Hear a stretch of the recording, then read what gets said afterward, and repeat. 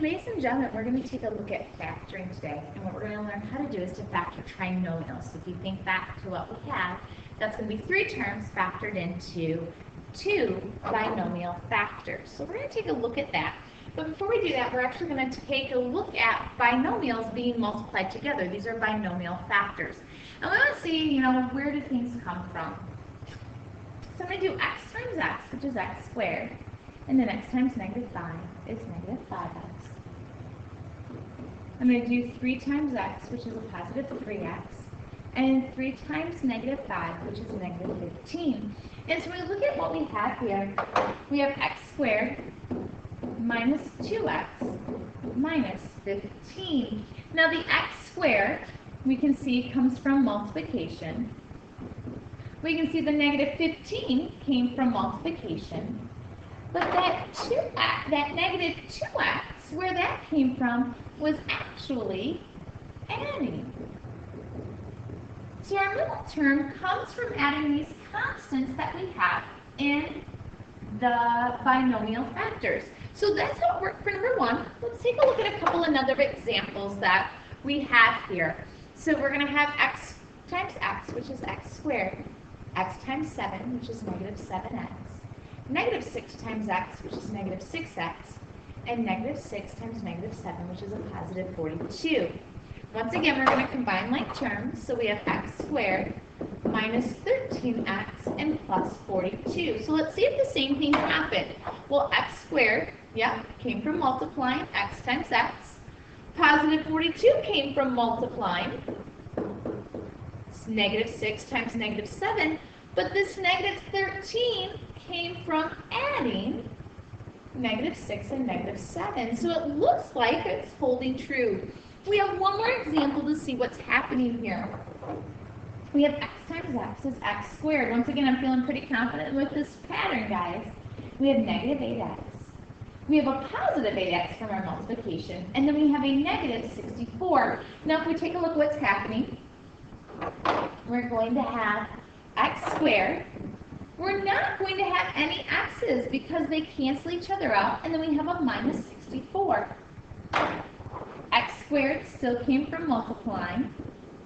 Negative 64 came from multiplying those together. And then this 0x that we don't see necessarily, ladies and gentlemen, still comes from adding. So that's exactly how we're going to get these trinomials or these answers and products every single time. We're going to multiply our x's, we're going to multiply our constants, and then we're going to add them together to get our middle term. So let's see how that helps us with our factoring. All right, we're going to factor into 2 binomials. And so what we need to do, ladies and gentlemen, is we need to start by putting together 2 binomials. X squared is always x times x. I'm going to list the factors of c. So you're going to set up binomials.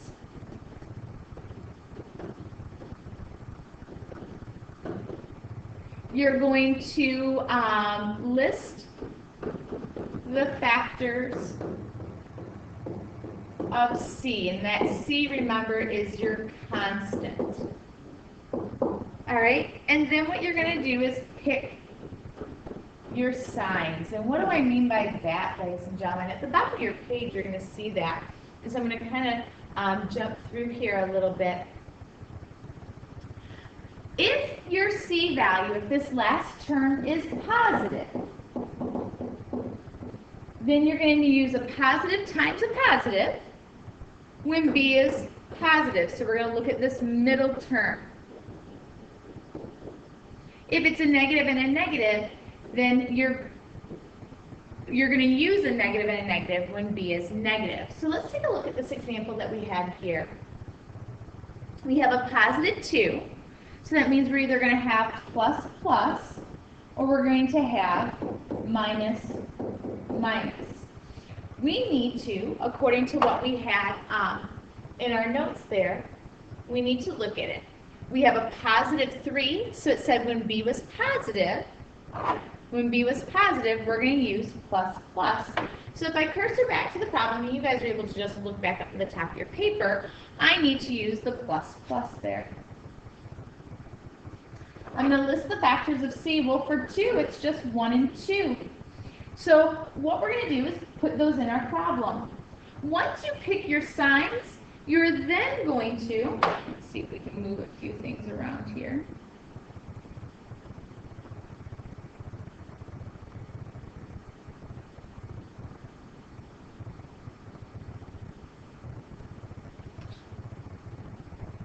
You're then going to check your inside and outside products from FOIL. So we're going to test our inside, 1 times x is 1x. We're going to test our outside, x times positive 2x is 2x. And we're going to see what those add up to. 1x plus 2x is 3x. Is that the product we're looking for, or the sum we're looking for? Why, yes it is. So ladies and gentlemen, you've just found the 2 binomials that when I factor those out are going to give me x squared plus 3x plus 2. Let's take a look at this next example. We're going to set up our binomials. So we're going to have 2 binomials. We're going to have x times x, because that's the only way to get x squared. We're going to list the factors of C. 6 is 1 and 6, and 2 and 3. Get those written down, ladies and gentlemen. Let's have something to focus on. Now we need to pick our signs. Well, if we look, we have a negative C value this time, not a positive. So let's go and see how that affects things. If our C is negative, well, the nice thing about C being negative, that's going to be a plus and minus.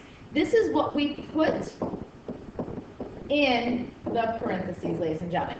This isn't what's in our problem. This is what we put in our parentheses. So when we go back, we're going to put in a positive and a negative. So now I have to figure out, how do I get a negative 5? Well, some of you are going to see what to do. Some of it's just going to be a guess and check. So if we put in 2 and 3, I'm going to test those inside, positive 2x for 2 times x, and my outside products, negative 3x. Well, when I add those together, 2 plus negative 3 is a negative 1x. Is that what I'm looking for? Well, no. Which means I don't get to use the 2 and the 3. Well, now we need to take a look at what else we can try. We need to be able to try the 1 and the 6. So let's put those in there. We have 6 times 1 is 6x.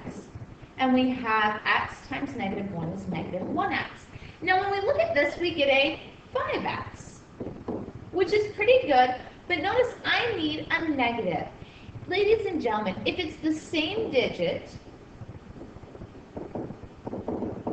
but different sign, what you're going to do is change your signs. And so what I mean by that is you're going to make this a negative 6, and you're going to make this a positive 1. And so negative 6 times x is negative 6x. X times positive 1 is a positive 1. And then when I add those together, there's the negative 5x that I'm looking for. So ladies and gentlemen, you have just factored. I know it's a lot to hear in a video and not be able to ask questions. Make sure you're asking questions of those who were here yesterday. When we take a look at our next example, we're going to set up our binomials. And you guys should have those steps written down, so I'm not going to go back to that screen. X squared is always x times x. That's what we're going to focus on. Negative 7, it's a negative C value. So when we look at our rules there, negative C meant we put a plus and a minus, a positive and a negative in our parentheses. So we're going to have a plus and a minus. The factors of 7 are only 1 and 7, one of my favorite numbers because it's prime. And I need to figure out where to put 1 and 7 so that I get a positive 6. So let's stop and think about this. I need a positive 6, which means I need my larger number to be positive. So I'm going to put 7 here because it's my larger number, and there's a positive 7. I'm going to put 1 here. So I'm doing x times negative 1, which is a negative 1x. And when I add those together, I get a positive 6x. So we're done.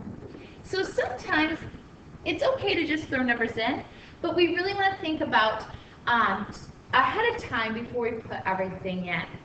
All right, let's try another example, ladies and gentlemen. I'm going to set up my binomials.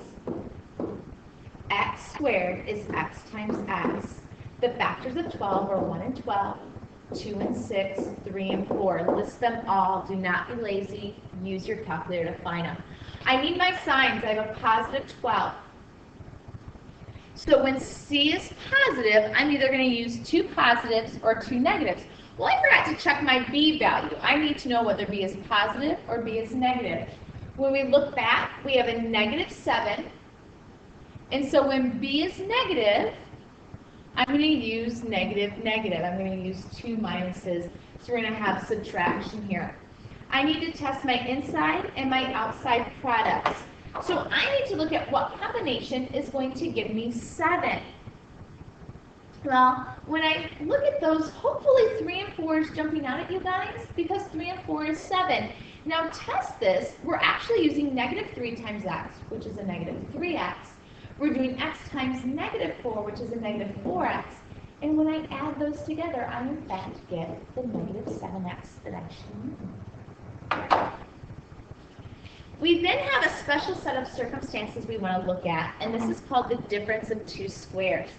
Difference means subtraction, so you have to be subtracting in the problem, and 2 squares means perfect squares. So we talked about this yesterday a little bit, so I'll see what I can do here without being interactive. X squared is a perfect square because it's x times x. 4 is a perfect square because it's 2 times 2. We said 49 is a perfect square because it's 7 times 7. So hopefully those examples are telling you what a perfect square is. So when we take a look at this, we do in fact have subtraction. X squared is x times x. 16 is a perfect square because it's 4 times 4. Well, now we need to think about our signs. It's a negative 16.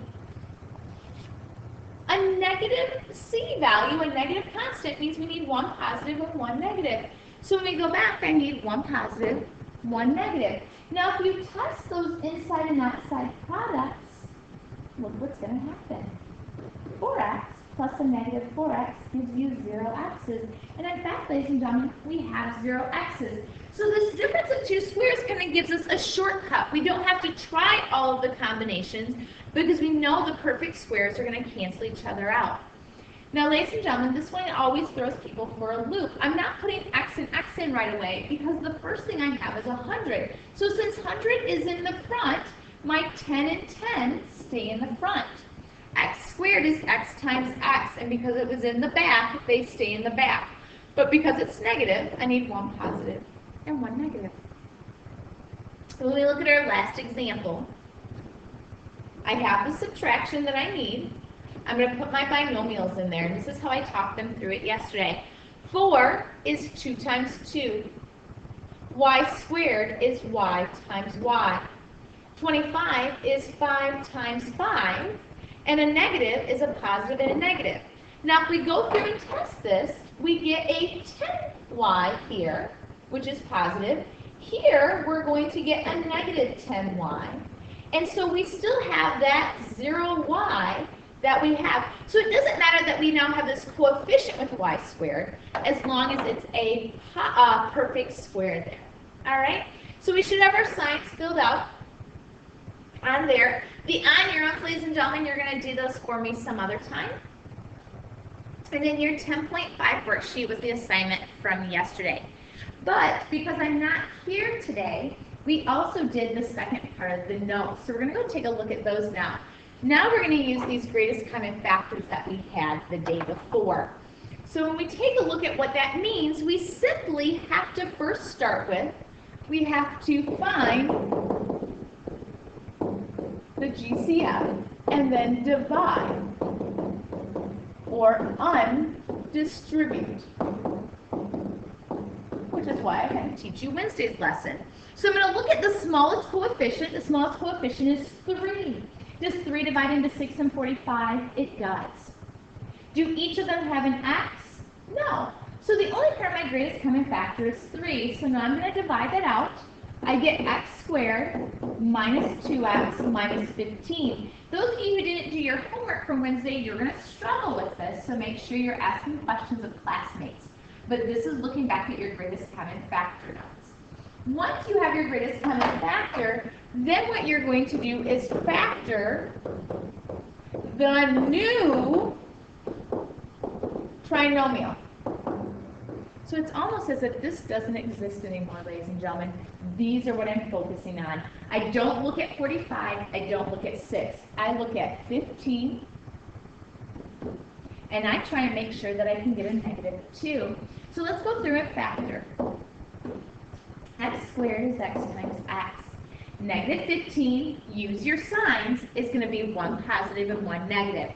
Now, ladies and gentlemen, they are at the bottom of these notes, so if we need to, we can fill those out. Oh, I don't have them on the bottom of here. You will have to flip to the front side. I apologize for that.